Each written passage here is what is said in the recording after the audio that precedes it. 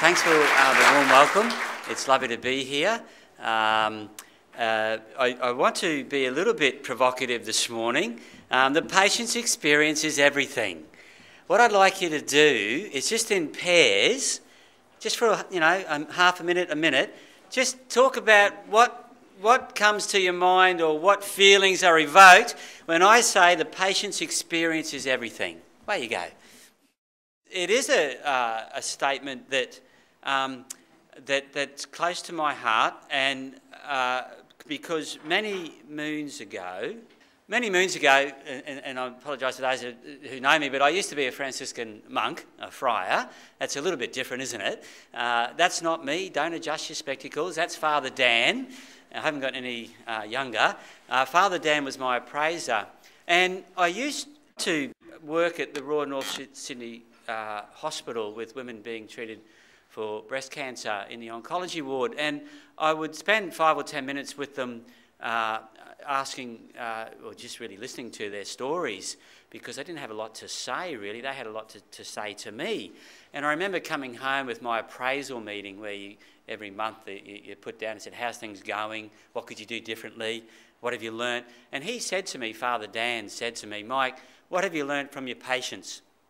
How have they shaped you both personally and professionally? Because Mike, if you think about it, you are a product of your patients.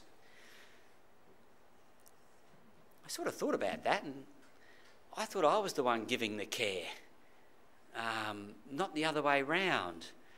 But when I thought about it more, I started to think, what am I learning from my patients? How are they shaping me, both personally and professionally? How are they shaping my humanity as a carer? And that's a profound question, I think, that we all, as health professionals in the room, have to think about. And I'm sure as we do take the time to reflect on that, there'll be lots of things where we have been shaped by those we serve, by those we seek to help. I keep going back, I'll get the hang of this in a tick.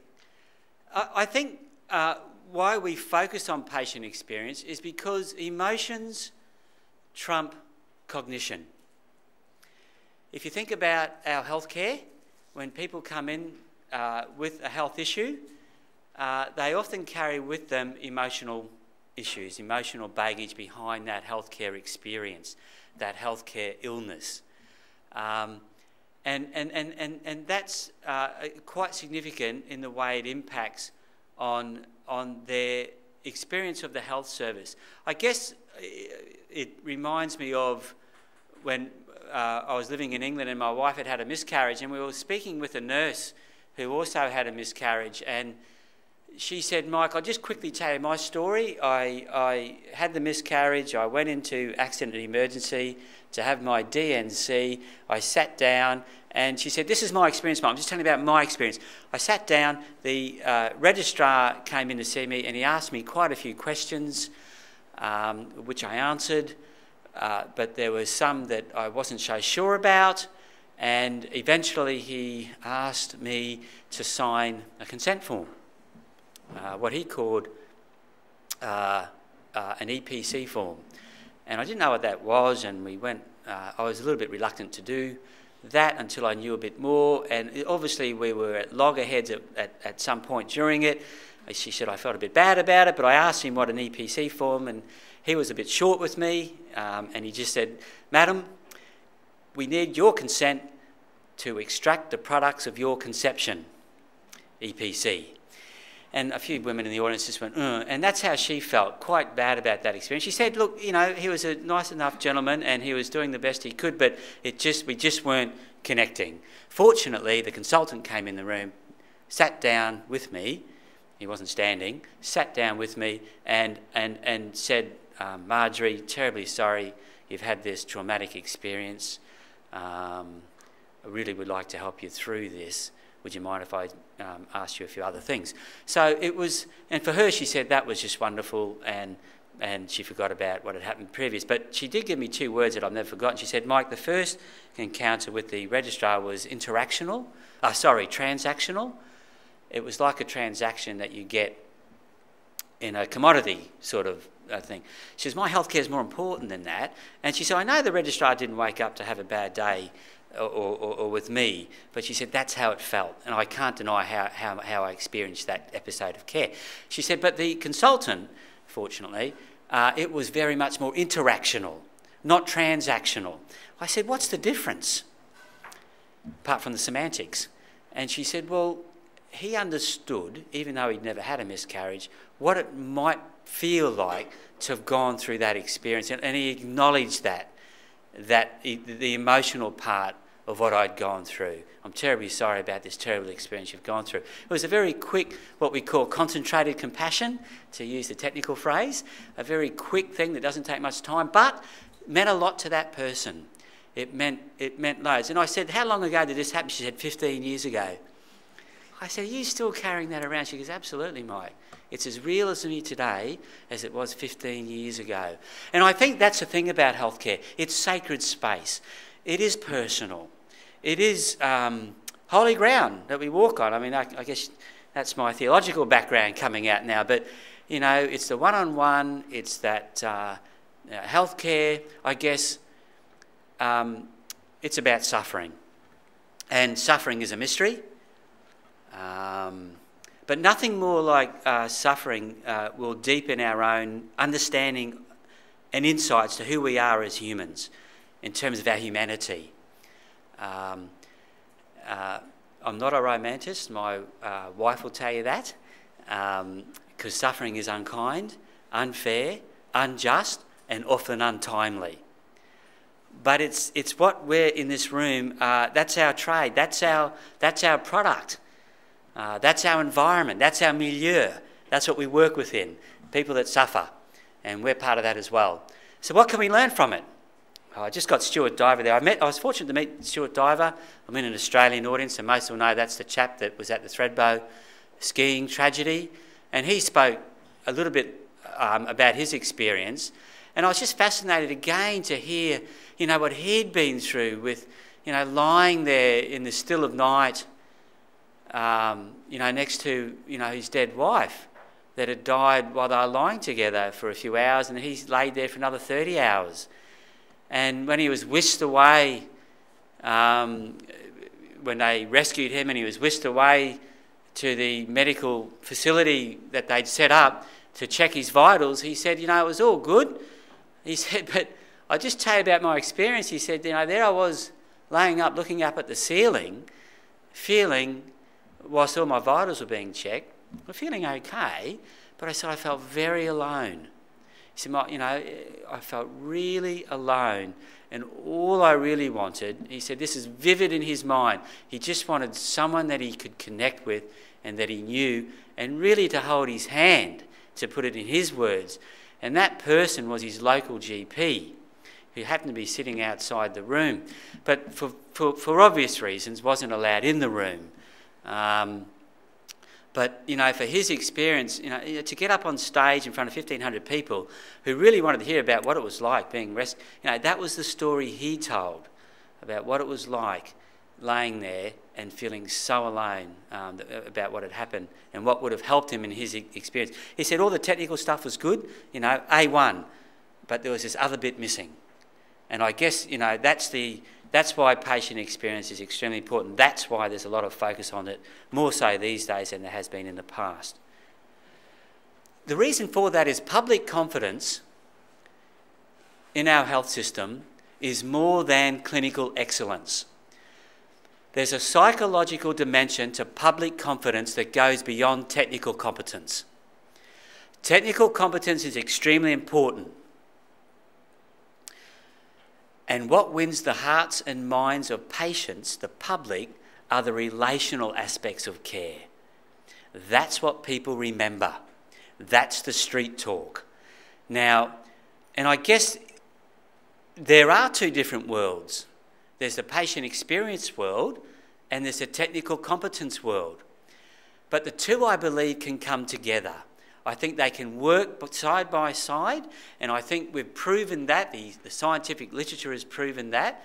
In fact, it says they're both important in terms of health outcomes. That if you lack one, you have a deficit in health outcomes.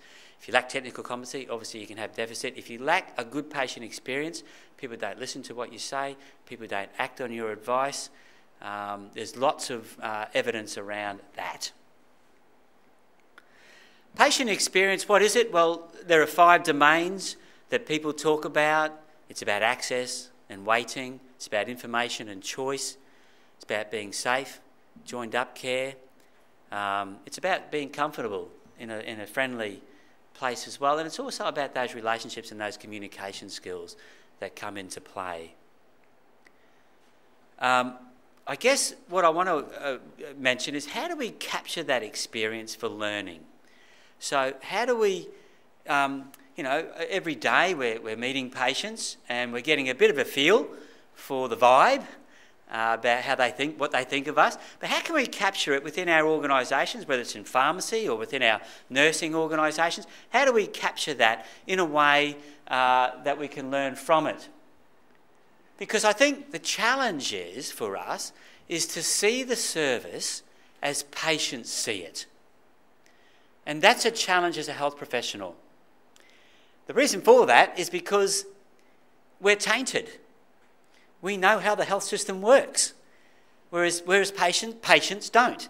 I mean, I often hear people say, I'm a patient, Mike. Yes, you are. You're all patients in the room, but you're tainted in a good sense, in the sense that you're not a patient that hasn't worked in the health system and understands how it works. So how do we get a feel for what patients, how they see the service through their eyes?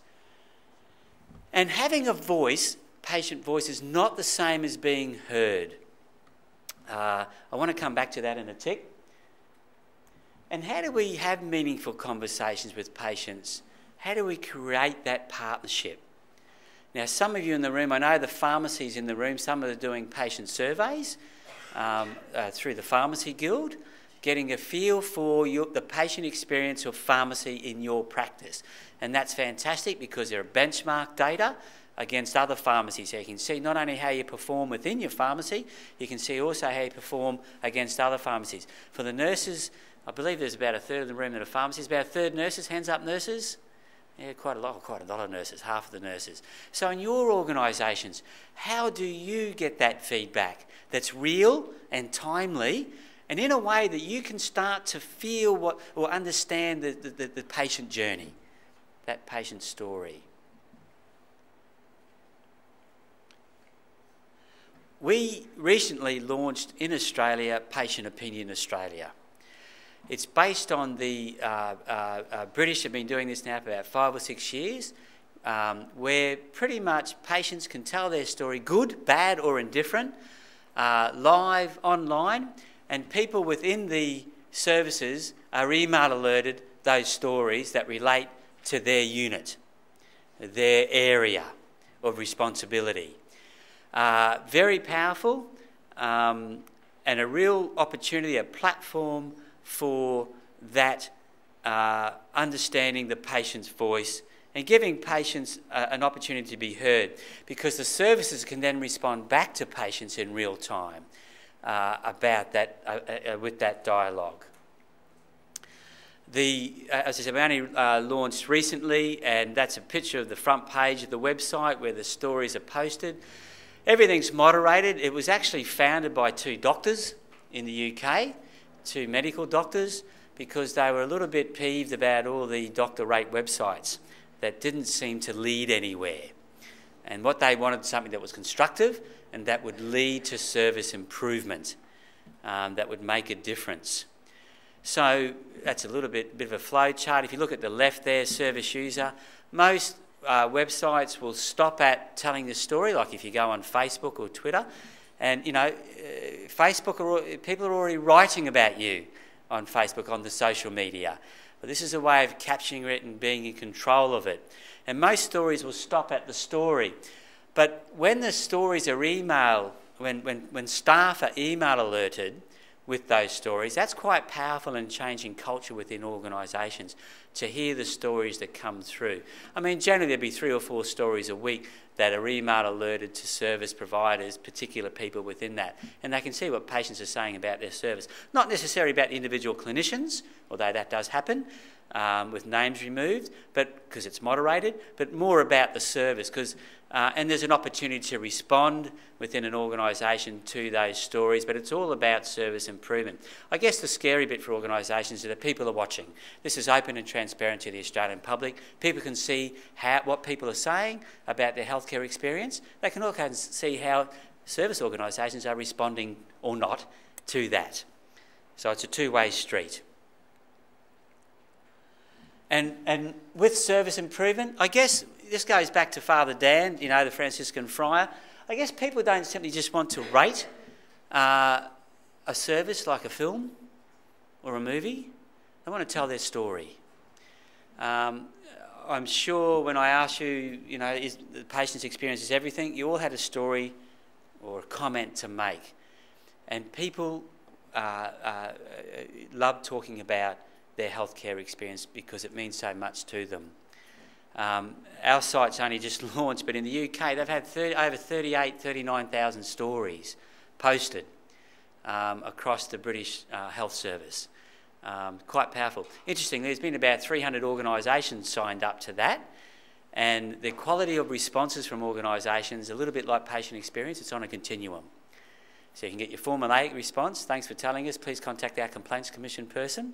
Here's their phone number.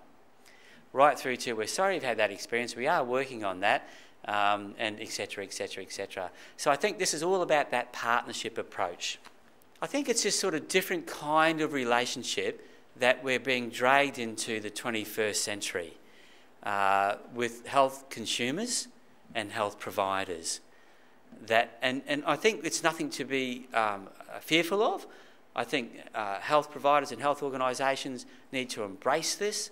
It's an opportunity to show the good work we do, to take control of some of the bad press that we do get, and instead promote this as something that's productive for both patients and health providers.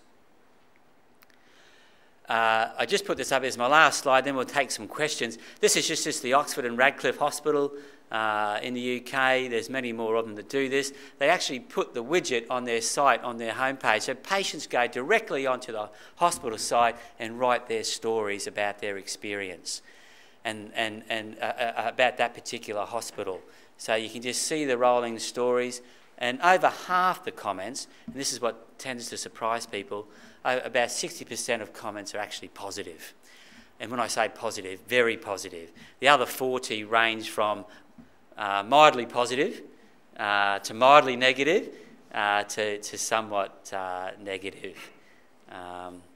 So that's all I really wanted to say at this point, because I know we've got morning tea soon. But thank you for listening. Good luck with your work. And just any questions, more than happy to take some questions. Thanks, Simon. Cheers.